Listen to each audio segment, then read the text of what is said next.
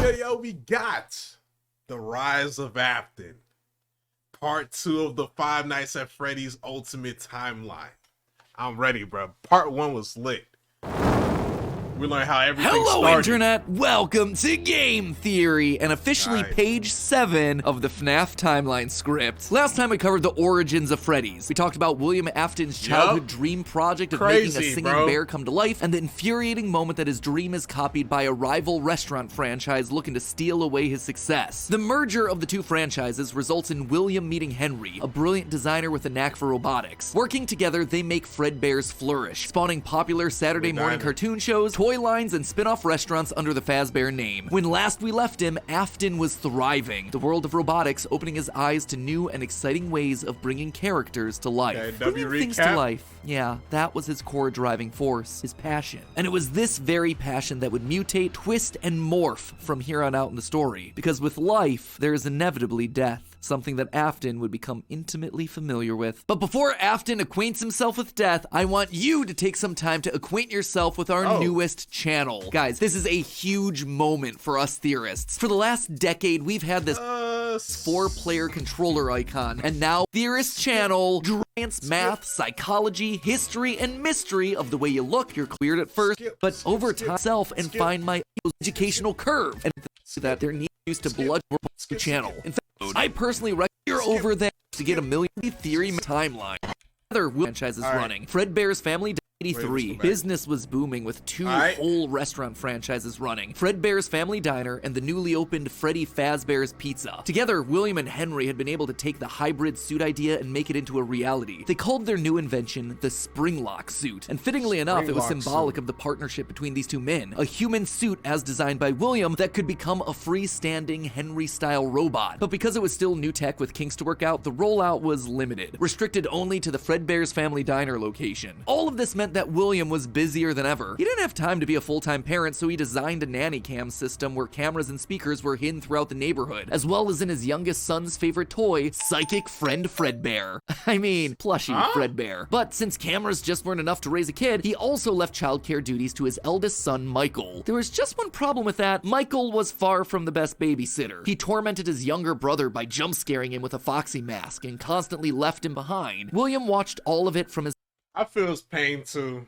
My older brother used to do that to me. Cameras. Kids would be kids. Tomorrow was another day, after all. Except Michael's torment didn't stop. Bitter, angry thoughts would run through Michael's mind. Why did he have to be the one to take care of this whining crybaby all the time? It just wasn't fair. It was time that he got even with his brother by playing the ultimate prank. A prank that just so happened to be on this crying child's birthday. He and his friends would take his scared little brother and make him do the one thing that he was terrified of doing, getting close to the animatronics. That would be embarrassing for the kid that was such an embarrassment to him. His brother squirmed, screamed, kicked, and fought, but just as they were putting that small, squirming boy up to Fredbear's lips, the mouth snapped shut. The sensitive spring locks inside the body had been triggered by the boy's movements, and they'd immediately clamped down. The wriggling stopped. The boy went limp, but it was just a prank. It was meant to be funny. The boy was taken. Look at his dumb ass, bro. Look, dummy. The wriggling stopped. The boy went limp, but it was just a prank. It was meant to be funny. The boy was taken to the hospital and was immediately given an IV. Flowers and pills filled the nightstand next to his hospital bed, but the damage was too severe. He couldn't recover. As the younger brother's consciousness began to fade, he could hear Michael's last words, a small and flimsy apology. But his father, Williams, through the voice of the Fredbear plush, were a firm and committed promise to a dying son. You're broken. I will put you back together. This would not be the end. No matter what, William's son would live again. It would just take time. Time that, right now, he just didn't have. His young son's heart flatlined as the boy faded into the inky unknown of the afterlife. In the aftermath of the tragedy, changes started happening around the restaurants. Kids were now required to wear security wristbands to prevent anyone from getting outside without parental permission. Any kid who approached the exit without permission would have to answer to the security puppet, a marionette on strings that could fly around on rails across the restaurant to stop kids in their tracks. It was Nah, that's creepy as hell.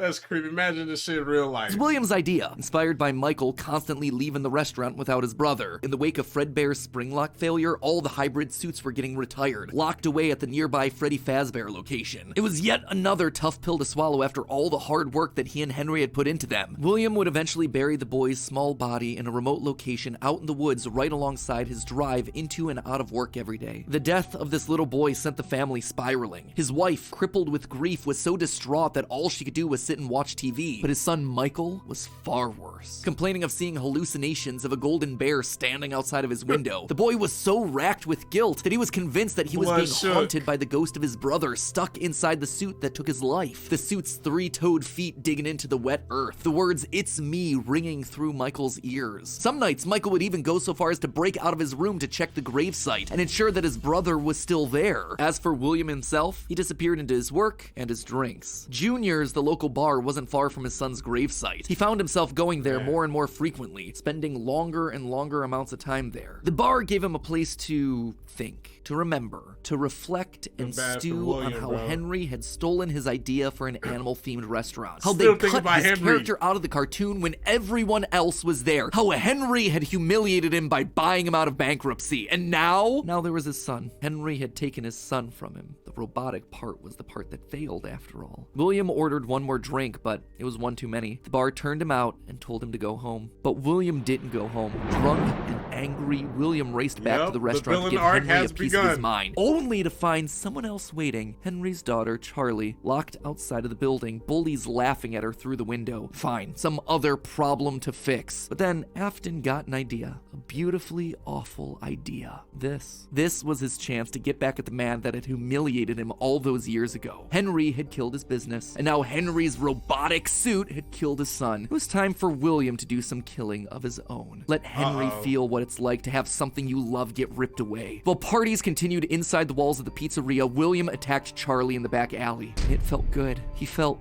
free. The years of resentment and bitterness trapped in his heart finally released in a moment of pure unapologetic evil. He would make Henry hurt like he hurts.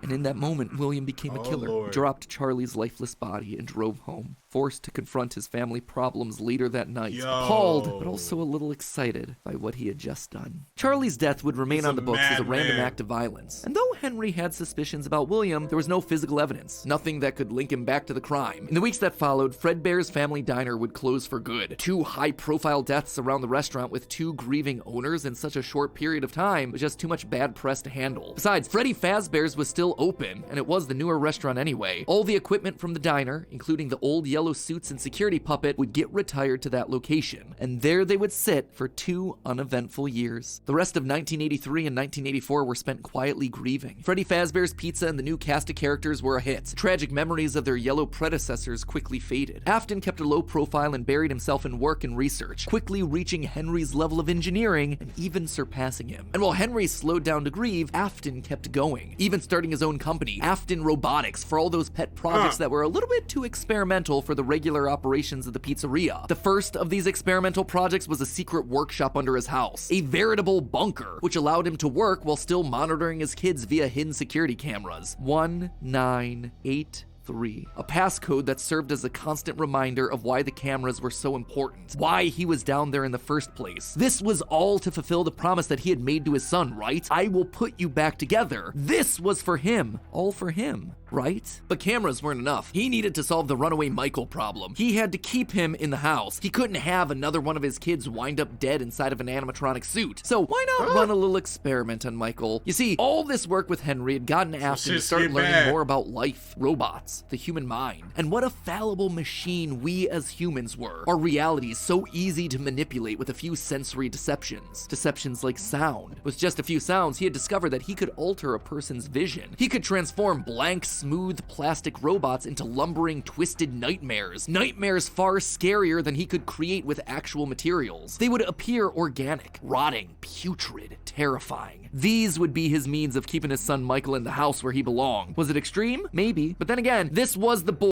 Maybe. Man, this is absurd. Boy who had killed his son. He would make him sorry. And so Michael would grow up not only dealing with the memories of his own guilt, the hospital room, the pills, the flowers, the death of his brother, but also facing literal nightmares, illusions created by sound. Michael would never forget these either. Years later, as a security guard, he would still draw pictures of them inside of his logbook. But all of these extra projects meant that his home life suffered even more. He was an absent father and a non-existent husband, leaving his wife cold and alone. Why do you hide inside your walls? Oh my. When there is music in my halls. That is so creepy. Nah, that's so creepy. That's so creepy. Oh my God. Yo. Is an empty room, no more joy, an empty tomb. I ain't gonna lie, she out the house. Despite her repeated demands that he leave his office and engage with the family, he refused time and time again, leaving her no choice but to leave. You burned down my house? You call that a house? It was like a morgue in there. You need to see your son. The baby isn't mine. Well, how's this?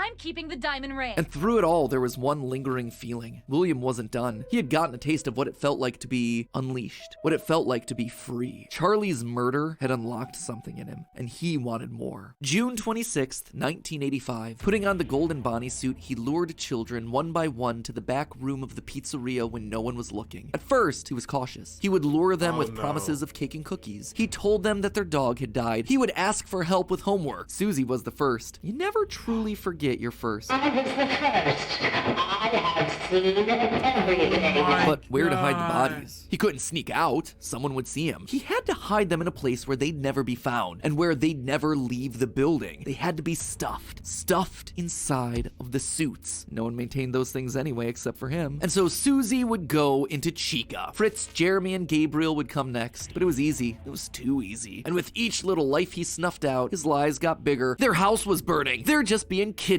Until the last one where all pretense was off. He let himself get violent. Too violent. I'll just wait for him after school, throw a bag over his head, hit him with a shovel, and drag him into the back of my car. The body of Cassidy was far more bloody and broken than any of the others. He'd let himself go too far. That one he shouldn't have killed. With no more active animatronics left, he shoved the body into the one suit that remained backstage. The long-forgotten yellow Fredbear, now broken and discolored with age. Broken, like Cassidy was broken, like his son was broken. Newspapers reported on this disappearance, naming the whole thing the missing children's incident. Police would even charge William with the crimes after finding security footage of the golden mascot suit luring kids to the back, but they couldn't convict him. They had no bodies, and his face had been hidden behind the mascot suit the entire time. What they had was circumstantial at best, and so he walked away a free man. But Henry knew the truth. In these murders, he saw his daughter Charlie all over again. So he threw Afton out of the company and shuttered the doors to the old pizzeria. Henry would keep the franchise quiet for 2 years. This would not happen again. This could not happen again. How could he protect the kids? Finally, he developed a solution. He would implement an even more extreme security system in the form of new animatronics. Toy animatronics, inspired by the toys that they had been selling years ago. But these guys, these were special. They were a new breed of robot with facial recognition abilities. But most importantly, they're all tied into some kind of criminal database so they can detect a predator a mile away. All the original animatronics, now withered with age, were moved to the new location. With a plan in place, it was time to try once more. The year was 1987, and the new and improved Freddy Fazbear's Pizza was making headlines in local newspapers. Headlines that just so happened to catch the attention of William Afton. Freddy's was back, and without him, that was his idea, his character. Henry was, yet again, trying to cut him out of the picture. No, as long as these restaurants stayed open, William would always come back. Then he noticed the phone number to apply at the bottom of the article. $100 a week to apply, call. Afton would go back, not as an owner or co-founder. He would go back in the one place that they would least suspect him, a lowly day shift security guard. And there it was, buried in the back of parts and services mixed in with the old withered animatronics was the golden rabbit. With the yellow security badge still on his chest, he used his crank to pull open the spring locks. It was time for Bonnie to give an encore performance. Someone used one of the suits. We had a spare in the back.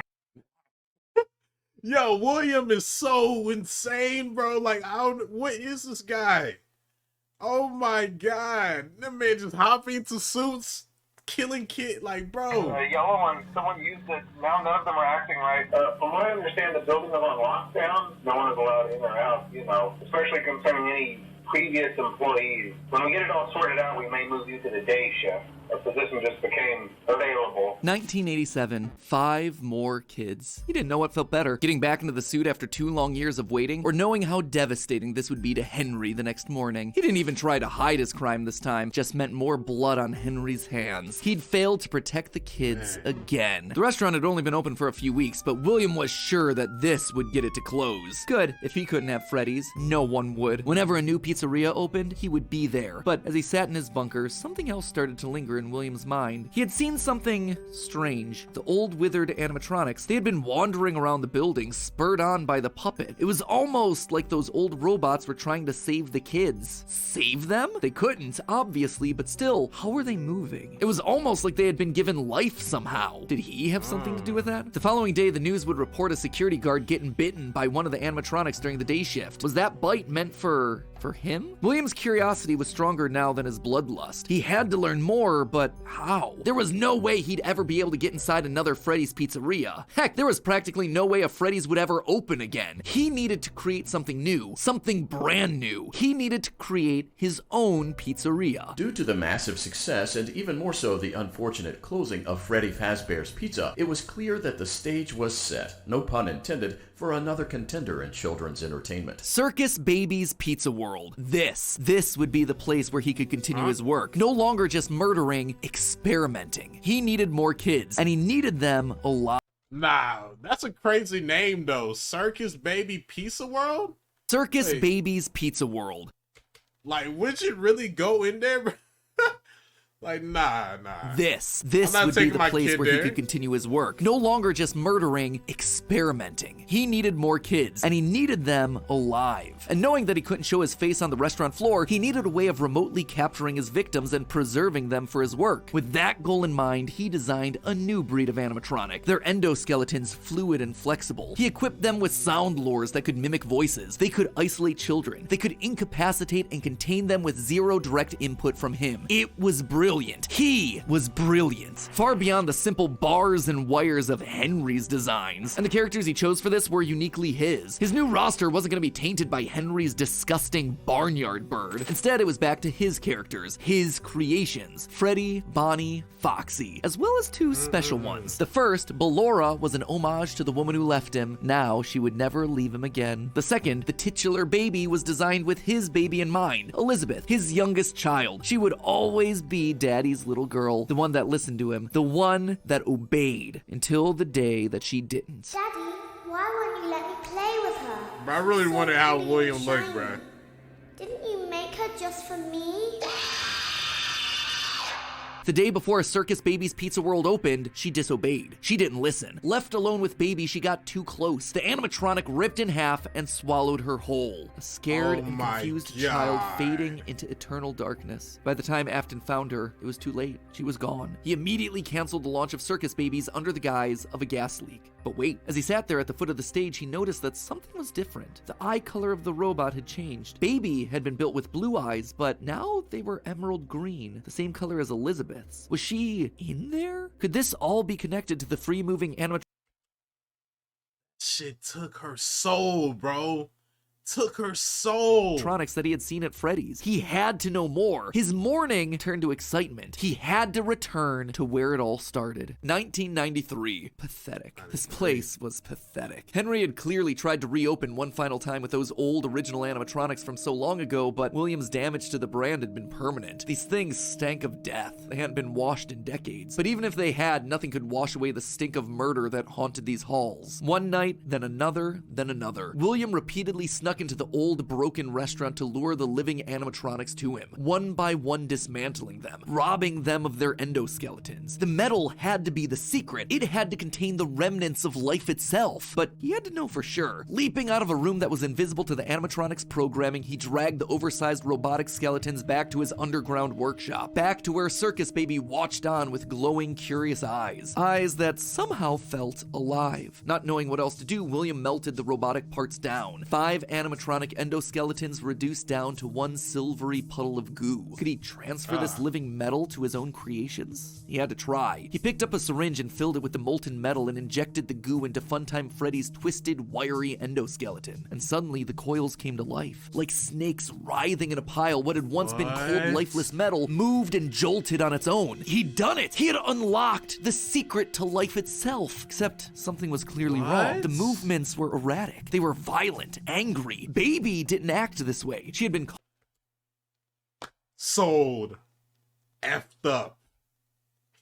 Home, collected. This was clearly something else, something mindless and frantic. Perhaps by mixing the souls and then portioning them out, he had created incomplete beasts. He would need to keep testing to truly understand it. He needed more of this remnant. As he searched the old pizzeria one more time for any remaining scraps of metal, the ghosts attacked. His past victims come to collect their due, all led by Cassidy. The five lined up and blocked the door, and Afton's mind reeled. The scientific implications of this were incredible. Ghosts, real ghosts that he could see, all standing against him. But what could they do? What couldn't they do? He panicked as Cassidy approached. How do you stop something that's already dead? Maybe with the thing that resulted in their death in the first place. He would get into his suit like old times. He would regain his power over them just like the day that they died. He was the genius. He was the one in the suit. He was the one in charge.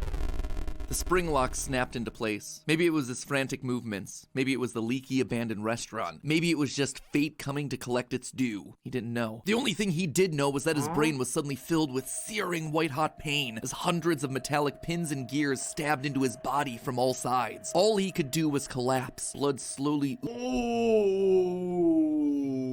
damn, that's how William go out? Damn.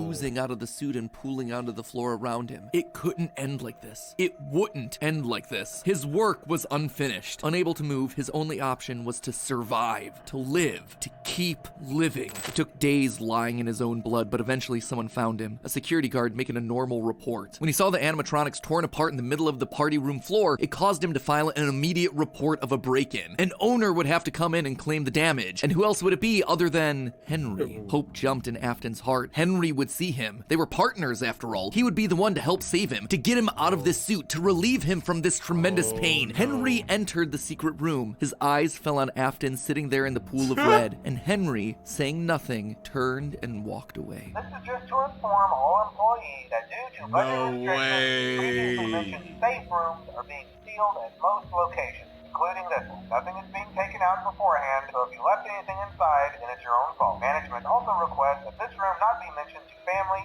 friends, or insurance representatives. And so there Afton would sit, hanging on for 30 years, trapped behind the walls with an iron will that refused to die. End of this part. I say this part because it's not... Nah, that was lit. That was lit, bro. Damn, William really trapped in that suit, bro.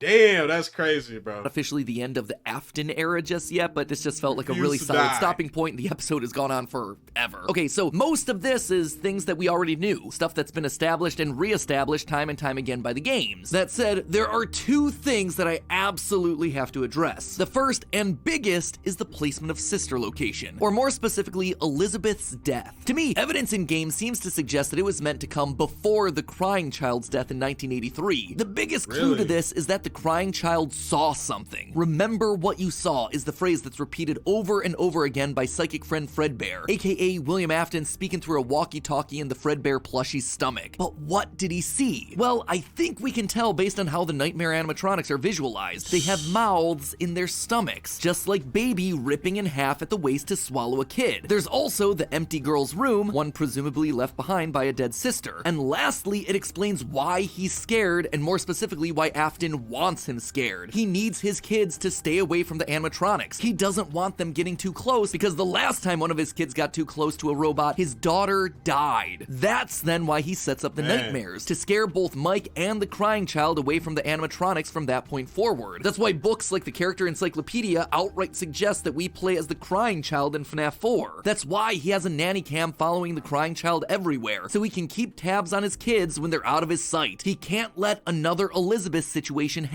That's the reason why he made them scary as shit.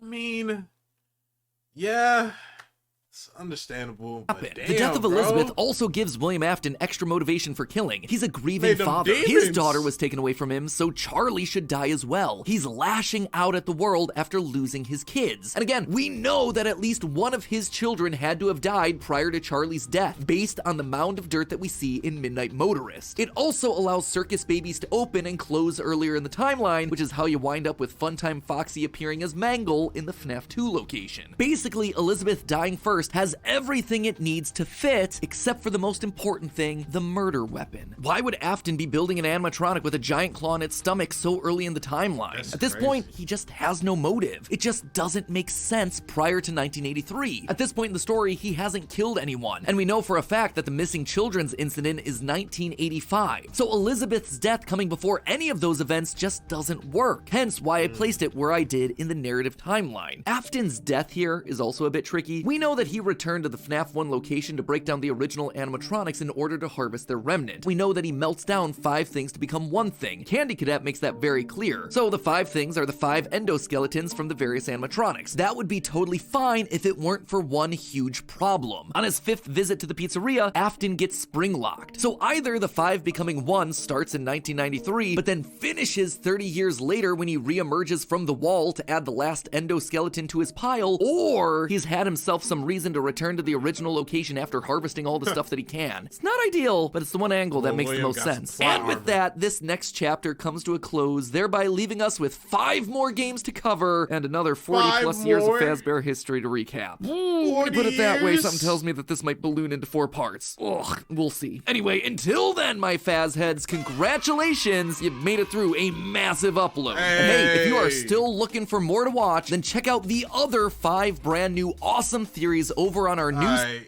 Man, that was a W video. W video, man. William is a menace. Holy crap. The lore behind this is insane. I'm loving it so far.